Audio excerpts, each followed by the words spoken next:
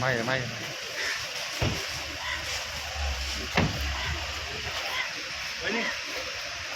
अभी अभी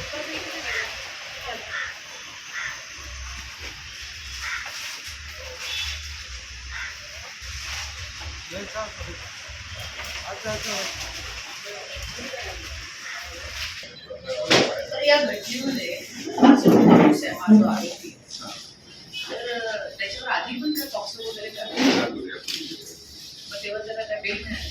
तर आता ऑगस्टमध्ये बेल मिळाला होता. अच्छा. ऑगस्ट हां. त्याच्यामध्ये असं त्याच्यावर तरी मेडिकल काय वेडा म्हणून आता सोडू नका ना. त्याला 2 तारखेला त्या भागामध्ये सगळं दहशतीचं वातावरण आहे, महिला घाबरत आहे.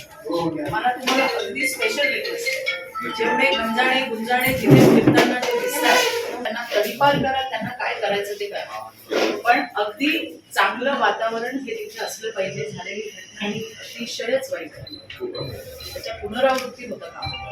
आता होईल पण सुरू केलं.